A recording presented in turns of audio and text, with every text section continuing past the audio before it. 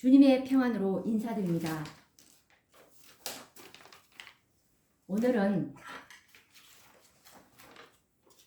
사탄의 통치 기간이 하나님께서 사탄에게 허락된 통치 기간이 6,000년이라는 것과 6,000년이 끝나는 그 해가 2031년도가 된다는 것을 성경과 정언의 말씀으로 증거를 해보는 시간을 갖도록 하겠습니다.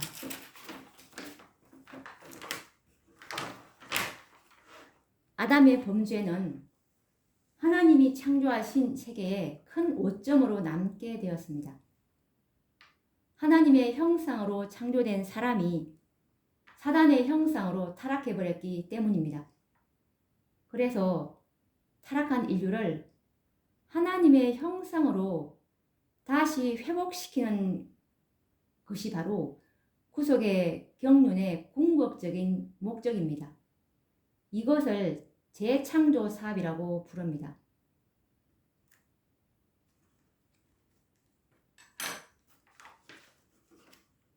이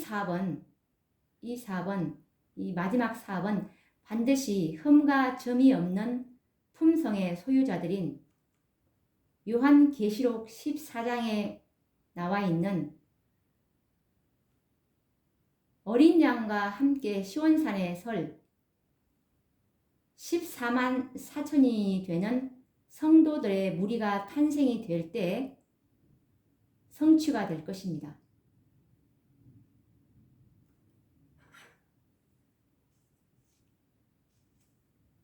우리가 성소 제도를 통해서도 하나님의 궁극적인 구속의 경륜의 목적을 알 수가 있는데요. 성소의 제도를 통해서 뜰과 그리고 성소의 첫째 칸에서 성소의 마지막 칸인 지성소까지 그 사업이 이루어질 때 성소의 뜰인 번제단에서 그 사업이 끝나지 않고 성소의 마지막 칸인 지성소에서 하나님의 법궤 위에 속죄소 위의 뚜껑 위에 있는 하나님의 셰키나의 영광, 이것이 바로 하나님께서 계획하고 계시는 하나님의 영광이 마지막 시대의 하나님의 백성들 14만 4천인들에게서 하나님의 품성, 그리스도의 품성이 온전히 재현이 될 때 이 사업은 마쳐지게 될 것입니다. 그리고 이 수요는 요한계시록 7장 4절에 보시면 살아계신 하나님의 인마전 자들의 수요가 그 수를 들으니 14만 4천이니, 그리고 요한계시록 14장 3절에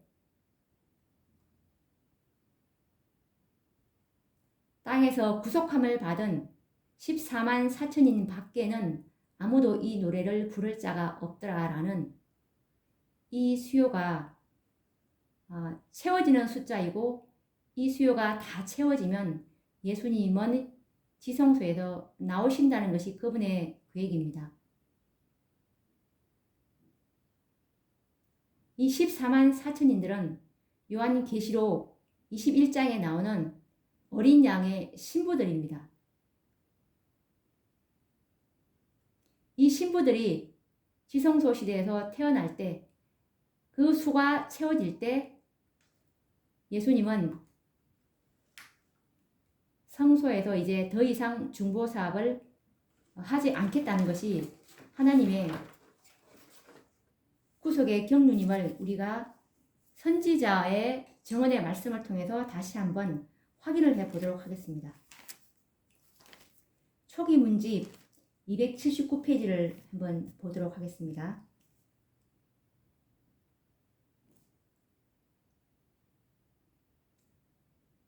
이것은 초기 문집 셋째 천사의 기별이 마침이라는 그 장에 나오는 말씀입니다. 나는 천사들이 하늘에서 왔다 갔다 하는 것을 보았다. 한 천사가 잉크통, 뿔로 만든 것을 가지고 지구에서 돌아와 예수님께 자기의 일이 끝났음을 보고하고 성도들의 수가 차고 인치는 사위 마쳤음을 보고했다. 그러자 나는 십계명이 들어있는 법궤 앞에서 봉사하시던 예수께서 향로를 내던지시는 것을 보았다. 그분은 그의 손을 치켜 들고 다 이루었다 하고 큰 소리로 부르짖었다. 그리고 예수께서 불의를 하는 자는 그대로 불의를 하고 더러운 자는 그대로 더럽고 의로운 자는 그대로 의를 행하고 거룩한 자는 그대로 거룩하게 하라라고 엄숙하게 선포하실 때 모든 천사는 그들의 면류관을 벗어 던졌다. 모든 사람의 운명이 생사간에 결정되었다.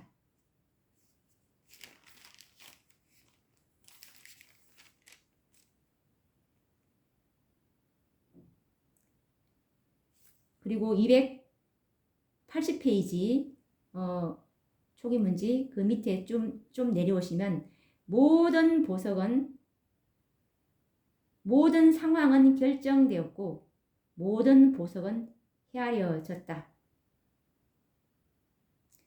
그러고 나서 나는 예수께서 그의 제사장 예복을 벗고 당신의 최고의 왕권을 표시하는 옷을 입으시는 것을 보았다.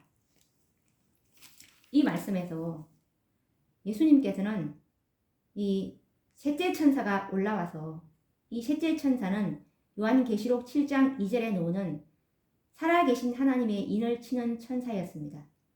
이 천사의 사명은 인을 치는 천사였는데 살아계신 하나님의 인을 치는 천사였습니다.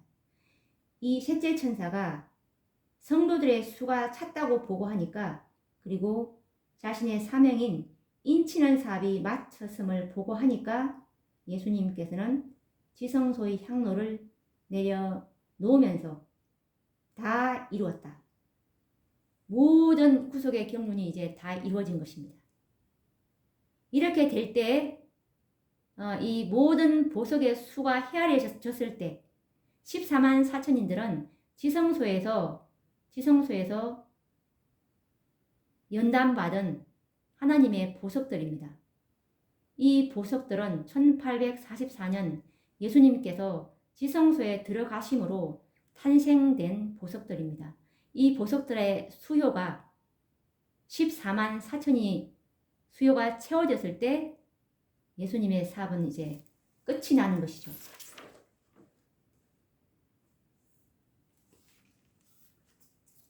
우리는 하나님께서 재창조의 기간으로 6천년을 이제 책정하셨음을 깨달을 수가 있는데 이 말씀은 이 베드로 후서 3장 8절에서 말씀을 하고 계시는데 사랑하는 자들아 주께는 하루가 1000년 같고 1000년이 하루 같은 이 한 가지를 잊지 말라라고 하셨습니다. 이 말씀은 태초에 사람을 하나님의 형상으로 창조하기까지 6일이 걸리지 않았습니까? 그런데 이 6일이 걸린 시간에 대비하여 재창조의 기간은 6000년이라는 것을 기억하라는 말씀입니다.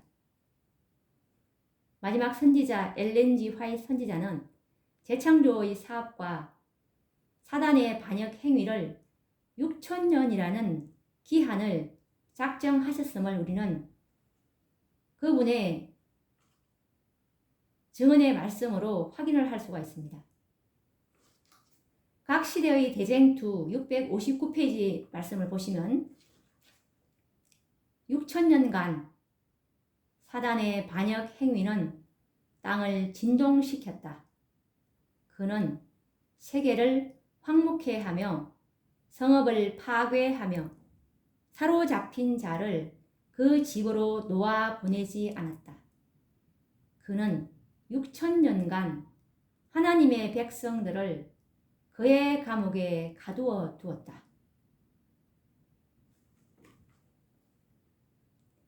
이 말씀에서 6천년간 하나님의 백성들을 감옥에 가두어 둘 수 있는 시간이 6천년이라는 것을 말씀하고 있습니다.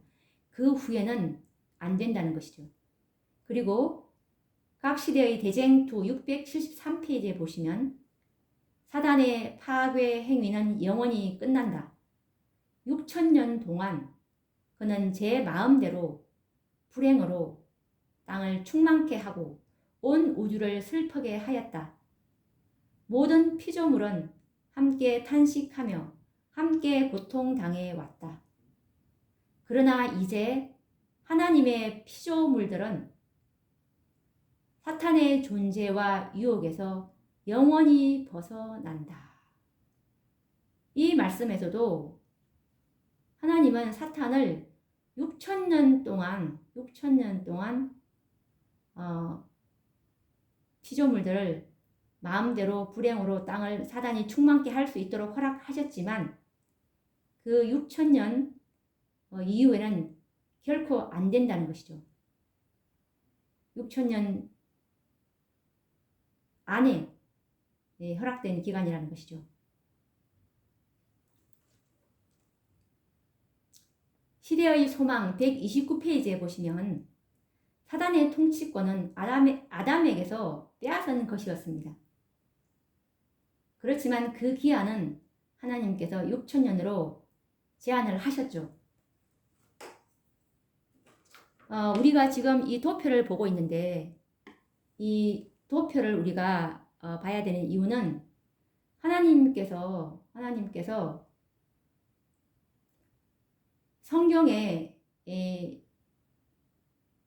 여러 번의 이 한정된 기한과 관련된 중요한 역사와 예언을 우리에게 이렇게 과거 역사를 통해서 말씀해 주셨고 그 예언이 그 기한이 정확하게 됐을 때 성취가 되었음을 우리가 확인을 했습니다. 마찬가지로 하나님께서 사탄의 통치 기간 6천년도 정확하게 하나님께서 성취시킬 것이라는 그 말씀을 과거 역사를 통해서 한번 확인을 해 본다면 앞으로 있을 예언은 역시 정확하게 성취된다고 우리가 확신해도 좋을 것입니다. 우선 이 1번을 한번 보도록 하겠습니다. 1번에 보시면 BC 4천년이고 아담의 범죄, 사탄의 통치 원년이라고 써 있죠. 여기 이렇게 1번 보시면 아담이 범죄하던 그 날이 바로 사단의 통치가 시작된 원년입니다. 동시에 재창조의 구속의 경륜이 발동된 원년이 바로 여기 BC 4천년이죠. 아담이 창조 후에 범죄하기까지의 정확한 시간은 우리는 알 수 없습니다.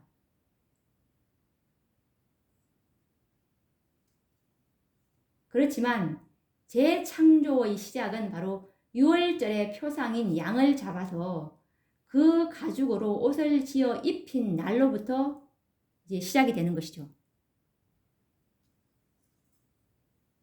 그래서 이 BC 4천년 이 해를 사단의 통치와 재창조 사업의 6천년의 기산점으로 정하는 것은 옳은 것이겠죠.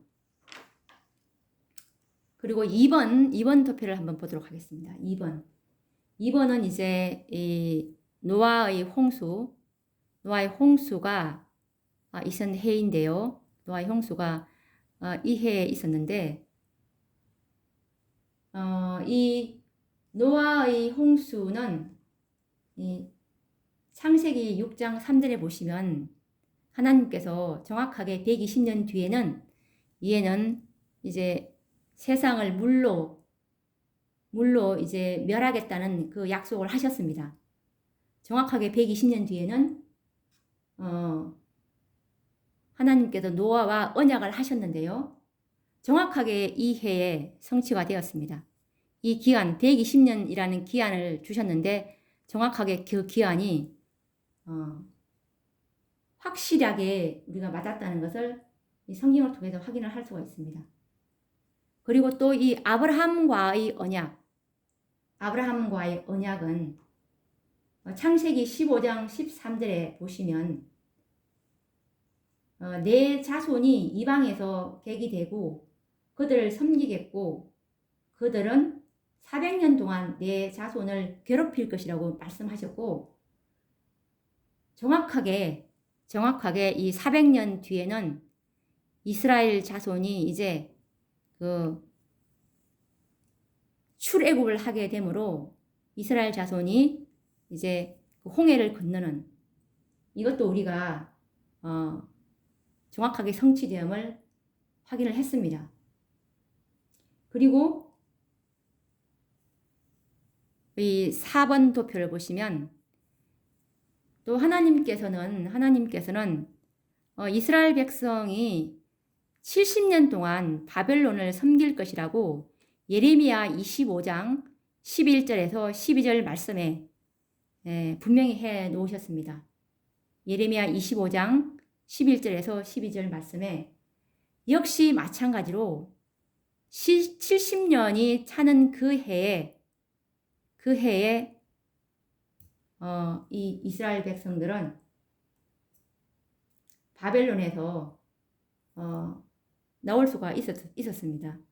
분명히 우리가 이 BC 605년부터 BC 537년 고레스 왕 때 이제 바벨론에서 이제 고레스 왕이 이스라엘 백성들을 해방을 시켰다는 것을 우리가 확인을 했습니다. 그리고 또 우리가 이 2300주야의 긴 기간이 있습니다. 2300주야의 긴 기간이 있는데 다니엘 8장 14절에 이 긴 기한 동안에 성취된 예언들을 통해서도 이 예언이 정확하게 성취되었음을 우리가 확인할 수가 있습니다.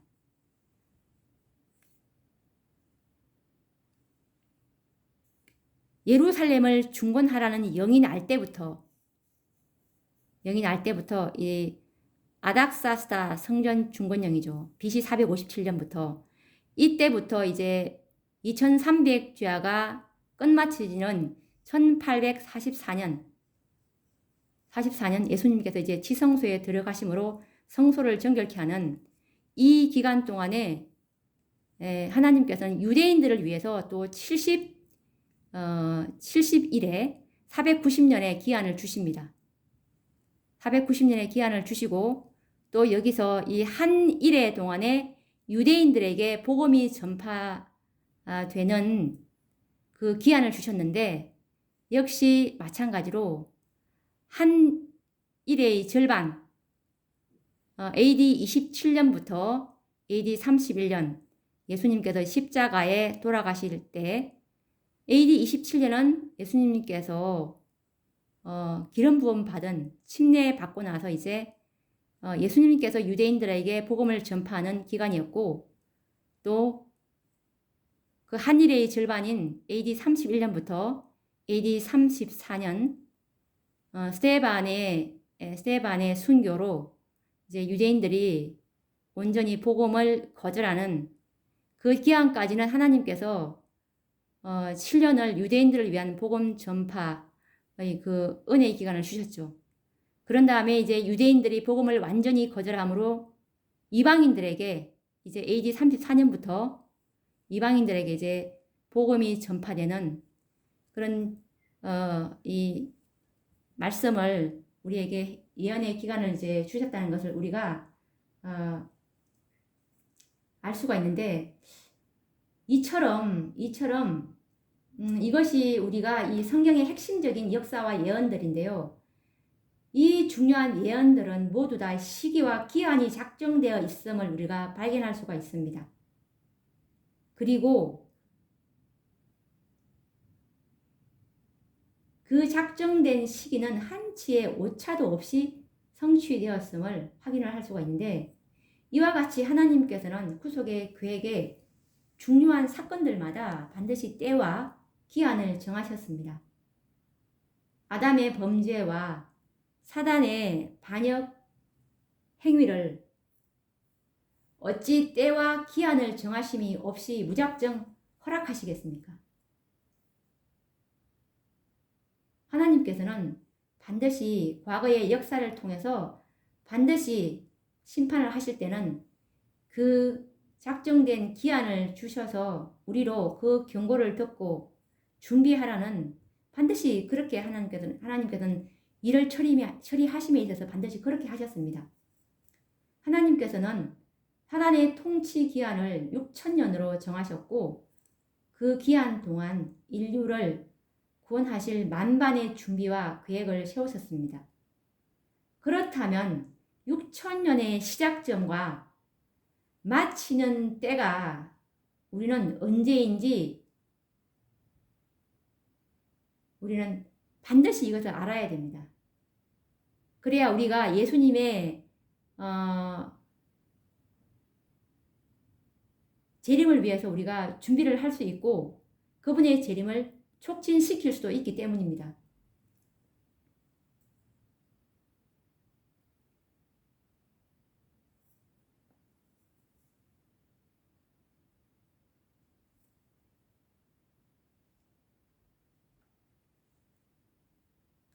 범죄한 아담의 이 벌거벗은 수치를 가리기 위해서 한 마리의 어린 양이 희생을 당함으로 가죽옷이 만들어질 수가 있었습니다. 이때죠.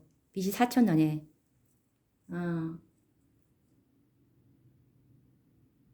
그런데 이때부터 정확하게 4000년이 되는 해, 4000년이 되는 해가 바로 어린 양의 실체이신 예수님께서 십자가에 돌아가셨습니다. 이 해가 바로 서기 31년 봄인데요. 우리가 이 말씀을 예수님께서 십자가에 돌아가신 해가 서기 31년 봄이라는 그 말씀을 다시 한번 확인을 해 보도록 하겠습니다. 그리고 이 해가 서기 31년 봄이 하늘에서 재창조의 기간으로 정해놓으신 사단의 통치 6천년 중에서 4000년이 되는 해가 바로 서기 31년 봄이라는 말씀을 우리가 화이 선지자의 증거의 말씀으로 한번 확인해 보도록 하겠습니다. 화이 주서 요한복음 13장 13절에서 17절 말씀을 보시면, 순결하고 흠없는 하나님의 어린 양이신 그분이 자기 몸을 속죄 제물로 바치고 있었다. 그가 이제 제자들과 함께 유월절을 먹고 나면 4000년 동안 바쳐온 희생 제도에 종지부를 찍으실 것이다.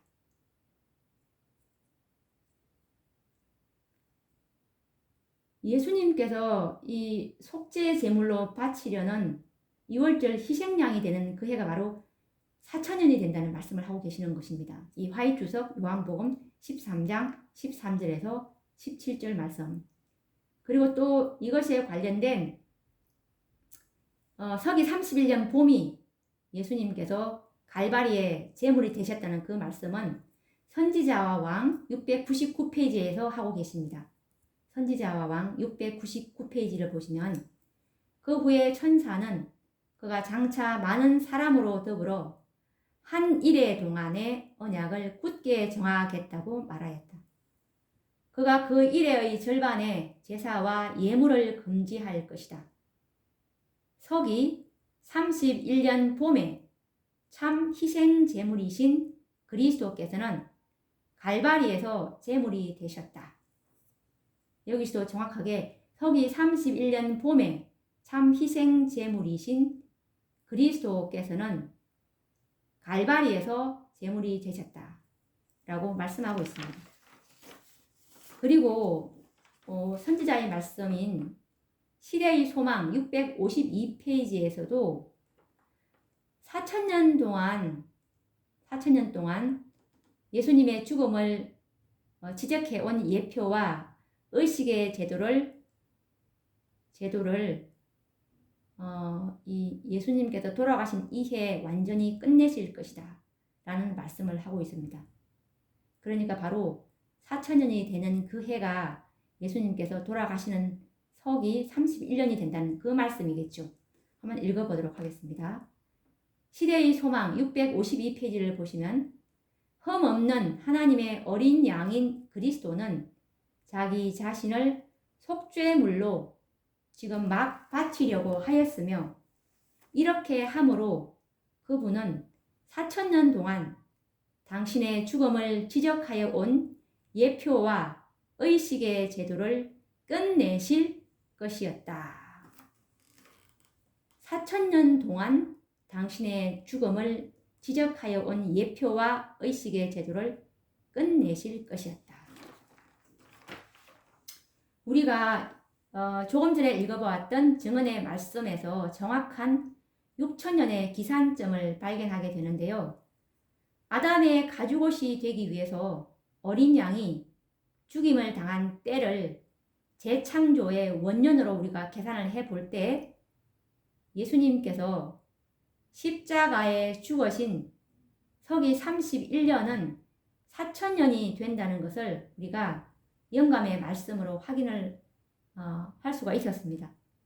그러면 서기 31년 봄이 4천년이라면 서기 2031년 봄은 사단의 통치 기간이 끝나는 6천년이 되는 해이다라는 것은 의심할 여지가 없는 말씀입니다.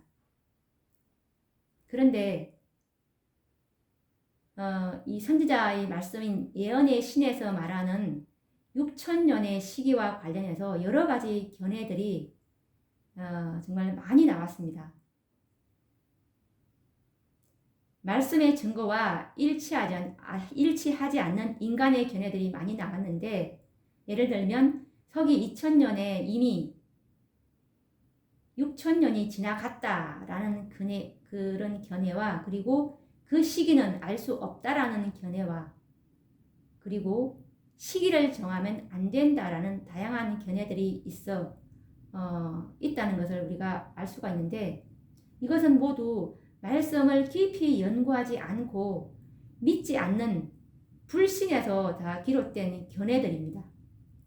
그리고 많은 사람들이 사탄의 통치 기간인 이 6천년을 마치 예수님의 재림의 시기를 정하는 것으로 오해를 하고 있더라고요. 그런데 이 사단의 통치 기간 6천년과 예수님의 재림의 시기는 분명히 다른 주제이고 구분되어야 하는 것입니다.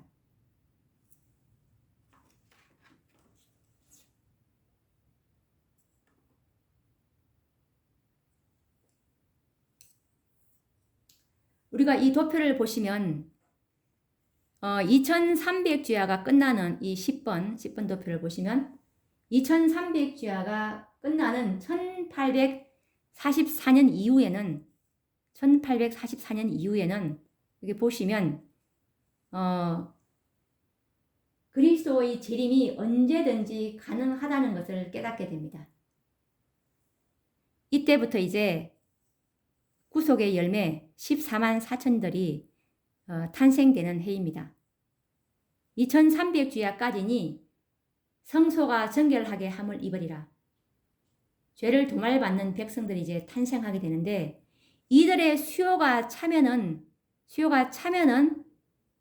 예수님의 이 성소에서 이 지성소의 봉사사업은 완전히 끝이 나는 것이라는 것을 우리가 아까 초기 문집 279페이지에서 우리가 확인을 했습니다.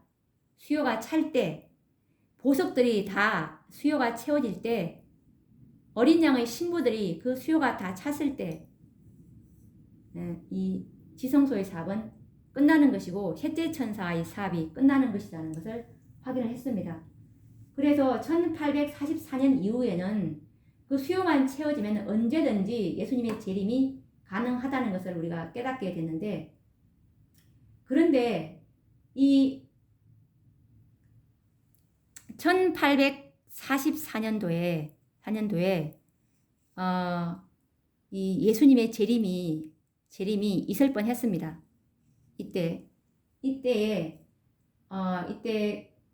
그 당시에 이 윌리엄 밀러의 재림 운동 때, 그때 하나님의 교회였던 일요일 개신교회들이 이 세 천사의 기별, 첫째 천사부터 이제 셋째 천사까지 기별을 당시에 교회들이 환영하고 받아들였더라면 그리스도께서는 오실 수가 있었다는 사실을 우리가 화이 선지자의 증언의 말씀에서 발견할 수가 있습니다. 그런데 그 기별이 교회로부터 무시당하고 거절당함으로 그리스도의 재림은 지체될 수밖에 없었습니다. 이때 개신교회가 일치단결해서 이 기별을 받아들였더라면 그 수요는 금방 채워지고 그리스도의 재림의 조건은 성취가 되었을 테니까요. 그러면 한번 우리가 이때 1844년도에 1차 재림 시기가 있었다는 것을 한번 확인을 해 보도록 하겠습니다. 대쟁투, 각 시대의 대쟁투 457페이지에 보시면 1844년의 운동에 일치 합력하여 활동했던 사람들이 셋째 천사의 기별을 받아들이고 성령의 능력으로 그 기별을 전파하였을 것 같으면 하나님께서는 그들의 노력을 통하여 크게 역사하셨을 것이다. 빛이 흘러나와서 온 세계를 환하게 비쳤을 것이다. 그렇게 되었더라면 벌써 여러 해 전에 지상 거민들에게 대한 경고는 끝나고 마지막 사업은 완성되고 그리스도께서는 당신의 백성을 구속하시러 이 세상에 오셨을 것이다 라고 선지자께서 각 시대의 대쟁투 457페이지에 말씀하시고 계십니다. 1844년의 운동에 일치 합력하여서 활동했던 사람들이 셋째 천사의 기별을 받아들이고 성령의 능력으로 그 기별을 전파했을 것 같으면 그리스도께서는 당신의 백성을 구속하시러 이 세상에 오셨을 것이다. 왜냐하면 마지막 사업이 완성되므로. 이 마지막 사업이 바로 지성소에서 행하는 마지막 중보사업. 죄를 도말받는 한 백성 14만 4천의 수요가 채워지면 오실 수 있다는 것입니다. 이것에 관련된 또 다른 증언의 말씀, 똑같은 의미의 말씀인데요. 다른 이 책에서도 이렇게 말씀하고 계십니다. 이것은 가려법은 기별 1권 68페이지에도 보시면 만일 재림 신도들이 1844년에 큰 실망 이후에 저희 믿음을 지키고 연합의 정신으로 밝혀지기 시작하는 하나님의 섭리를 따르며 셋째 천사의 기별을 받아들이고 성령의 능력으로 그 기별을 온 세상에 전파하였다면 저들은 이미 하나님의 구원을 보았을 것이며 주님께서는 그들의 노력과 함께 큰 능력을 베풀었을 것이고 사업은 이미 끝났을 것이며 그리스도께서는 그 즉시 보상을 받아야 할 당신의 백성을 영접하기 위하여 오셨을 것이다. 여기서도 분명히 말씀하고 계시죠. 만일 재림 신도들이 1844년에 큰 실망 이후 윌리엄 밀러의 재림운동 대실망을 말하는 것입니다. 이때에 셋째 천사의 기별을 받아들이고 성령의 능력으로 그 기별을 온 세상에 전파했다면 그분의 사업은 이미 끝났고 예수님은 이 땅에 오셨을 것이다 라는 말씀이죠. 이 말씀을 또 교회 증언 8권 115페이지에서도 하고 계십니다. 교회 증언 8권 115페이지를 보시면 만일 1844년의 사업에서 연합하여 활동한 모든 자들이 셋째 천사의 기별을 받아들이고 성령의 능력으로 그 기별을 선포했을 것 같으면 주께서는 그들의 활동과 함께 크게 역사하셨을 것이다. 빛의 홍수가 세상에 비쳤을 것이다. 여러 해 전에 세상의 거민들은 경고를 받고 마지막 사업은 완성되었을 것이며 그리스도께서 당신의 백성의 구속을 위하여 오셨을 것이다 라고 말씀하고 있습니다. 이때 1844년에 이 재림운동에서 1월 개신교회가 이 셋째 천사의 기별을 받아들이고 성령의 능력으로 이제 그 기별을 선포했다면 주님은 늦은 비로 이 교회를 축복해 주셨고 늦은 비에 이 셋째 천사의 기별과 함께 이적과 기적이 동반된 늦은 비의 역사로 큰 권능으로 세상은 빛의 홍수가 이제 비쳤을 것입니다. 그래서 이 주님의 이 마지막 사업, 바벨론 가운데 있는 하나님의 남은 백성들이 14만 4천에 이제 그 기별을 받아들이고 14만 4천인으로 계수가 되므로 이 마지막 사업인 14만 4천에 예수님의 품성을 온전히 소유하게 되므로 이제 사업은 완성이 되고 죄를 완전히 도말받은 14만 4천인이 이제 탄생되므로 예수님께서는 당신의 백성의 구속을 위해서 오셨을 것이라는 말씀이죠. 우리가 이와 같은 증언의 말씀을 볼 때 1844년 당시에 조건만 성취가 되었다면 그리스도의 재림이 가능하였다는 것을 깨달을 수가 있습니다.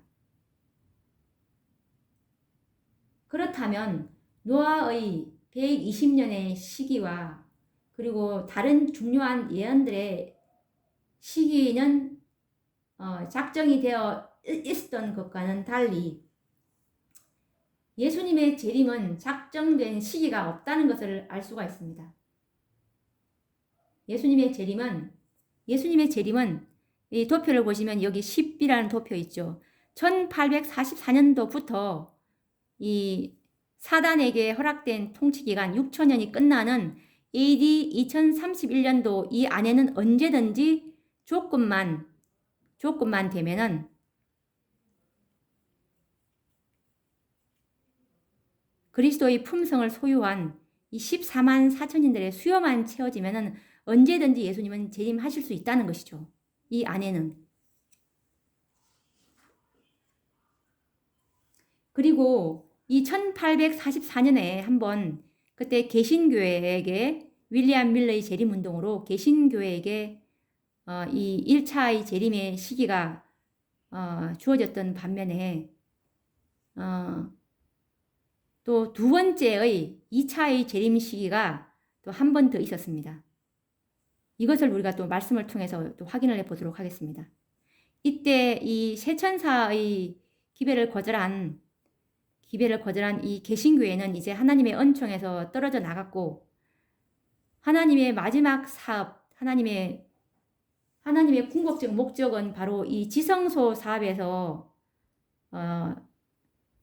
알 수 있듯이 쉐키나의 영광까지 도달하는 하나님의 한 백성, 이 백성이 이제 만들어지면은 이 재림의 조건이 이제 가능한 것인데 이때 이 1월 개신교회가 하나님의 이 뜻을 이제 거절하게 되므로 이 사업은 더 이상 1월 개신교회에게는 이제 할 수가 없고 이 기별을 셋째 천사의 기별을 받은 이 교회가 탄생하게 되는데 이 교회가 바로 제7일 안식일 예수 재림교회였습니다. 이 교회가 이제 하나님의 이 지성소 사업을 이게 끌고 나가야 될 교회로 이제 이 사명을 위탁을 받았는데, 이 교회가 이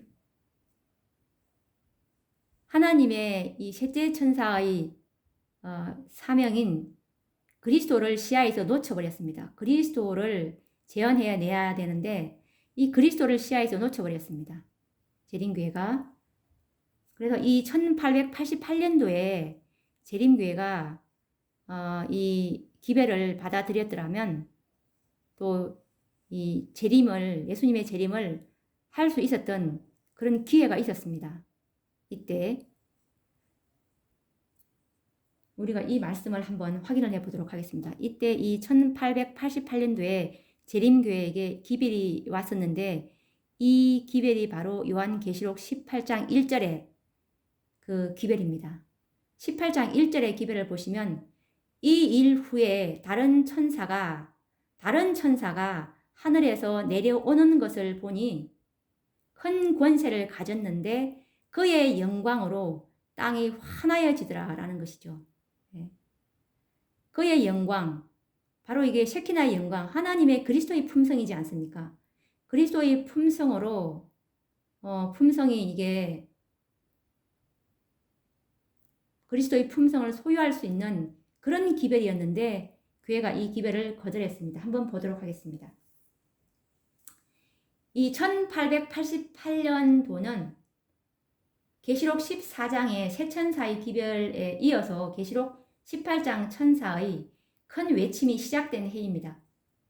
1888년 미니아폴리스에서 개최된 재림교회 대총회는 매우 뜻깊은 총회였습니다. 왜냐하면 와그너와 존스라는 두 젊은 목사들에 의해서 믿음으로 말미암는 이 칭의의 기별이 전파된 해였습니다. 이 1888년도에 내려온 두 천사를 통해서 이제 기별이 주어졌는데, 존스와 와그너를 통해서 주어진 계시록 18장 천사의 기별이 무엇인지 말씀을 통해서 한번 확인해 보도록 하겠습니다. 이것은 목사와 복음 교역자에게 보내는 권면 91페이지에 나오는 말씀인데요. 주님께서는 크신 자비를 베푸셔서 와그너와 존스 목사를 통해 그분의 백성들에게 지극히 소중한 기별을 보내셨다. 이 기별은 들리움을 받으신 구주, 온 세상의 죄들을 위한 희생 제물에 관한 소식을 세상을 향해 더욱 분명하게 드러낼 것이다. 그것은 보증물을 믿음으로 말미암는 칭의를 제시하였다. 그것은 백성들에게 그리스도의 의를 받아들이도록 초청했는데, 이것은 하나님의 모든 계명에 대한 순종으로 나타난다. 많은 사람들은 예수님을 시야에서 잃어버렸다. 그들은 그분의 거룩한 인격, 공로, 인간 가족들에게 행하신 변함없는 사랑을 주목할 필요가 있었다. 모든 권세가 그분께 주어졌으므로 그분은 인간들에게 풍성한 은사를 나누어 주시며 값으로 헤아릴 수 없는 그분 자신의 의를 속절없는 인간 대리자들에게 나누어 주신다. 이것이야말로 하나님께서 세상에 전파하도록 명하신 기별이다. 이것은 셋째 천사의 기별이며, 이 기별은 큰 소리로 전파되고 크나큰 성령의 부어지심이 수반될 것이다 라는 말씀입니다. 이 요한계시록 18장 1절에 그 기별자인 존스와 와그너를 통해서 하나님께서는 믿음으로 말미암는 칭의의 기별, 그리스도의 의를 받아들이도록 초청했습니다. 왜냐하면 이 기별은 바로 지성소 사업을 지성소 사업을 완성하는 기별이기 때문에 그리스도의 의, 이것이 바로 너희는 하나님께서 지성소에서 우리에게 요구하시는 것이 하나님의 온전하심처럼 우리도 온전하라는 기별이지 않습니까? 그래서 그리스도의 의를 제시했는데 이 기별이 교회에게 이제 받아들여지지 않았습니다. 이 기별은 셋째 천사의 큰 외침의 시작이었습니다. 왜냐하면 그리스도의 의를 가져왔던 기별이기 때문에 이 의가 제시됨으로 이미 셋째 천사의 큰 외침이 시작되었고 이것은 하나님의 영광으로 온 땅이 환하여질 수 있는 천사의 빛의 시작이다라는 말씀을 하고 계시는데 한번 우리가 이 계시록 18장 1절에 그 말씀이 늦은 비가 아니라 하늘에서 주님께서 그분의 백성들에게 보내신 지극히 소중한 기별이었다는 것을 우리가 확인을 할 수 있었고 이것은 그리스도의 의에 대한 계시였고 이것은 큰 외침의 시작이다라는 이 말씀을 우리가 요한계시록 18장 1절에 화이 주석을 통해서 이 말씀을 한번 확인해 보도록 하겠습니다. 18장 1절의 기별은 그리스도의 의에 대한 계시였다라는 이 말씀인데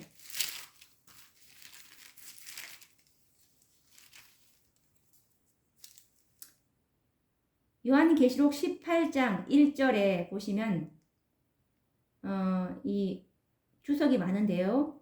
그리스도의 의에 관한 계시라는 이 말씀을 따라서 이제 보시면 시련의 시기가 우리에게 임박하였는데 이는 죄를 사유하시는 구세주이신 그리스도의 의에 대한 계시를 보여주심으로써 셋째 천사의 큰 외침이 이미 시작되었기 때문이다. 이것은 온 땅을 그의 영광으로 환하게 할 천사의 빛의 시작이다 라고 말씀을 하고 있습니다. 그래서 1888년도에는 이미 셋째 천사의 사업이 시작되었다는 것을 알 수가 있습니다. 왜냐하면 그리스도의 의에 대한 계시를 존스와 와그너를 통해서 그 기별을 주셨기 때문에 그런데 이 기별을 이 존스와 와그너가 가지고 왔던 이 기별을 교회가 거절하게 되므로 다시 광야로 돌아가서 갈 수밖에 없는 그런데 만약에 1888년도에 재림교회가 그 기별을 받아들였더라면 그날로부터 2년 후에는 우리는 하늘 왕국에 이미 가 있었을 것이다. 그러니까 예수님은 그때 재림했을 것이다 라는 그 말씀을 하고 계십니다. 그 기별을 받아들였더라면 재림교회가 이 말씀 한번 확인해 보도록 하겠습니다. 선지자가 쓰셨는데요. 대총회 회보 1892년 5월 9일자 호주 멜버른에서 하신 말씀입니다. 나는 존스와 와그너가 여호수아와 갈렙과 같은 처지에 있음을 보았다. 이스라엘 자손들이 기록된 말씀대로 돌로 그 정탐꾼들에게 돌질하였던 것처럼 그대들은 빗곰과 조롱의 돌로 이들 형제들 존스와 와그너에게 돌을 던졌다. 나는 또한 만일 그대들이 여기서 그대는 재림교회의 대총회 때 왔던 목사님들입니다. 그대들이 기별을 받아들였다면 우리는 그 날로부터 2년 후에 하늘 왕국에 있었을 것임을 보았다. 그러나 이제 우리는 광야로 돌아가서 40년 동안 거해야만 한다라고 선지자께서 기록하고 계십니다. 교회가 하늘에서 내려온 힘센 천사의 기별을 받아들였다면 1888년을 기점으로 2년 후에는 그리스도의 재림이 가능하였다고 증언하고 있습니다. 1844년에 이어서 또 한 차례 더 재림이 지체된 것이죠. 그렇다면 사탄의 통치 기간인 6천년의 시기가 작정이 되어 있는 것과는 달리 그리스도의 재림은 작정된 시기가 없다는 것을 우리가 확실히 깨달을 수가 있습니다. 1844년 이후에는 조건만 맞으면 언제든지 오실 수 있다는 사실이죠. 예수님의 재림은 마태복음 24장 36절 말씀처럼 그 날과 그 때는 아무도 모르나니 오직 아버지만 아시느니라 라고 성경은 기록하고 있습니다. 그리스도의 재림은 지체될 수도 있고 촉진될 수 있다는 것을 우리는 기억해야 할 것입니다. 어린 양의 신부가 이제 완성이 되면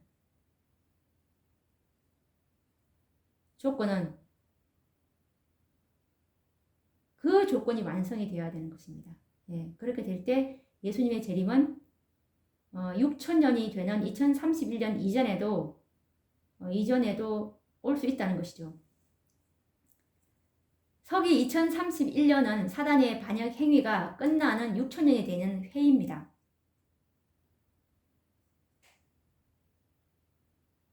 왜냐하면 사도행전 1장 7절에 보시면 때와 기한은 자기의 권한에 두셨다고 하나님께서 말씀하고 있습니다. 이런 하나님께서는 친히 6천년의 기한을 정하셨습니다. 이 기한은 사람이 정한 시기가 아닙니다. 그리고 양을 잡아서 제사하는 제도를 정하신 것도 이 정하신 기한이 4천년으로 정하신 것도 바로 하나님이십니다. 결론적으로 제사 제도가 끝나는 서기 31년 봄이 4천년이라면 서기 2031년 봄은 6천년이 차는 해인 것입니다.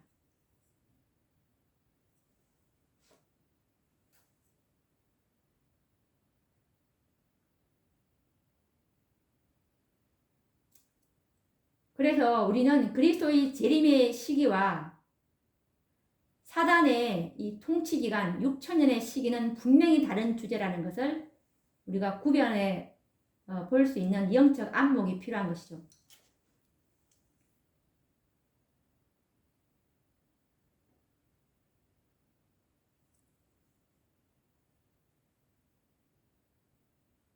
예수님의 재림은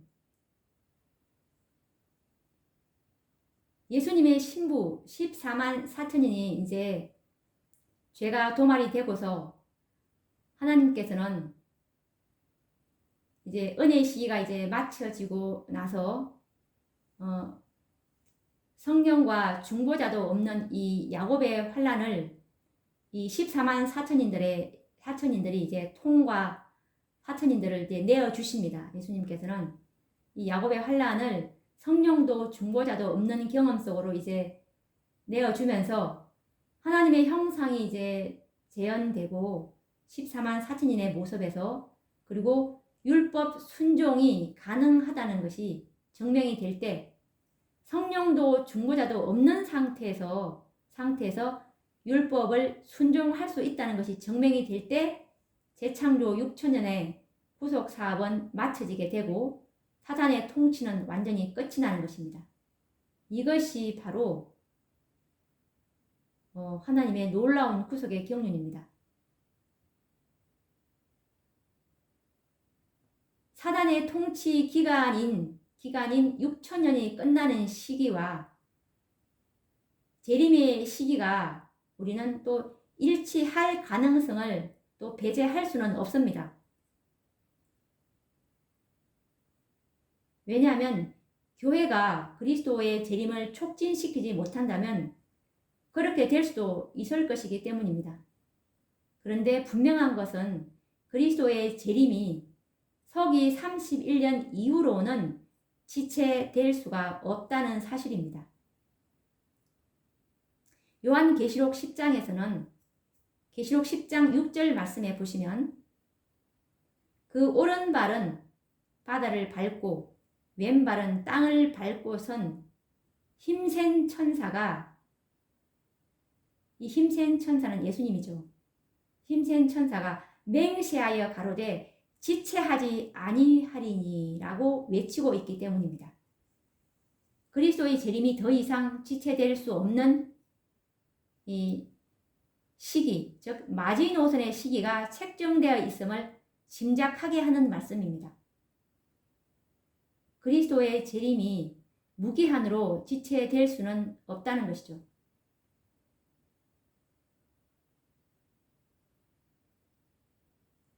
그러면 더 이상 지체할 수 없는 그 시기는 다시 한번 반복하지만 사단의 통치 기간이 끝나는 서기 2031년이 작정된 6천년의 기한임을 우리는 똑똑히 기억해야 할 것입니다. 이것은 또한 구속사업, 곧 재창조의 사업이 마치는 때이기도 하며 베드로는 창조의 6일과 재창조의 6천년을 대비해서 말씀하고 있는데 다시 한번 이 말씀을 또 상기시켜 보도록 하겠습니다. 베드로 후서 3장 8절에 보시면 주께는 하루가 천년 같고 천년이 하루 같은 이 한 가지를 잊지 말라고 경고를 하고 계십니다. 그러면 우리가 오늘 배운 말씀을 한번 결론을 맺어보도록 하겠습니다. 정리를 해보자면 노아 홍수를 비롯해서 하나님께서 작정한 시기들은 정확하고 확실하게 성취되었음을 우리는 도표를 통해서 확인할 수가 있었습니다. 그렇다면 사단의 통치 기간인 작정된 6천년의 시기도 정확하게 성취되지 않겠습니까? 그리스도의 초림으로 성취될 은혜의 왕국도 정확한 예언과 작정된 시기가 있었습니다. 그래서 예수님은 공생애를 시작함과 동시에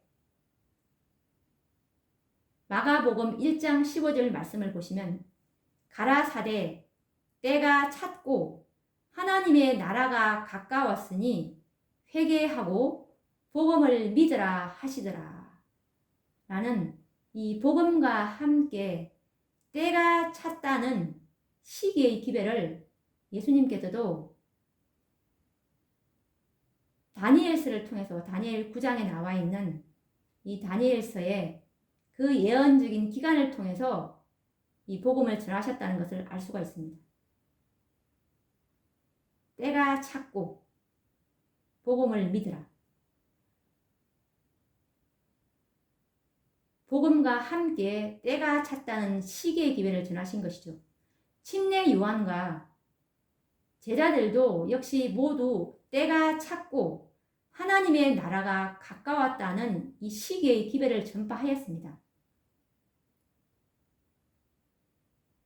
이때의 이 하나님의 나라는 은혜의 왕국이었습니다.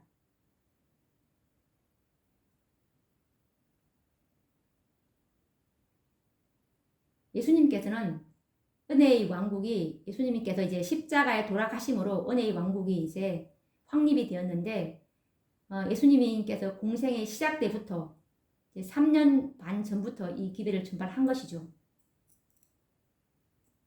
그렇다면 그리스도의 재림으로 세워질 영광의 왕국의 도래도 때가 찼고 천국이 가까웠다는 시기와 경고의 기별이 전파된 이후에 세워져야 하지 않겠습니까?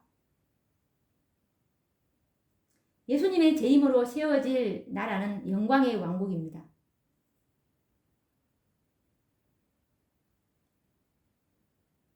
마지막 시대를 살아가는 우리들에게는 시기와 경고의 기별을 주신 것도 없이 갑자기 하나님께서 영광의 왕국을 맞이하도록 하셨을까요? 아모스 3장 7절 말씀을 보시면 아모스 3장 7절 말씀을 보시면 주 여호와께서는 자기의 비밀을 그 종 선지자들에게 보이지 아니하시고는 결코 행하심이 없으시리라 라고 얼마나 확실한 약속의 말씀을 하셨습니까? 재림을 사모하는 재림 성도님들, 이 도표를 참으로 깊이 연구하기를 바랍니다. 하나님의 말씀은 말씀 그대로 이루어질 것입니다. 지금이야말로 때가 찼고 영광의 왕국이 가까웠다는 시계의 기회를 전할 때라고 믿습니다. 이사야 21장 11절 말씀처럼 파수꾼이여 밤이 어떻게 되었느뇨? 파수꾼이여 밤이 어떻게 되었느뇨? 라는 질문에 우리는 때가 찼고 하나님의 나라가 가까웠으니 회개하고 영원한 복음을 믿으라 라는 이 경고의 기회를 전하는 충실한 파수꾼들이 되어야 하지 않겠습니까? 참으로 이 기회를 전하는 충실한 파수꾼들이 되기를 간절히 소망해 보면서 오늘 이 기회를 이제 마치고자 합니다. 아멘. 주 예수여 속히 오시옵소서. 이 도표를 받고 싶어 하시는 분은 또 연구하시고 싶으시는 분은 제가 동영상 밑에 댓글에 제 전화번호를 남길 테니까 이 연락을 주시면 무료로 도표와 이것에 관련된 책을 보내드리도록 하겠습니다. 감사합니다.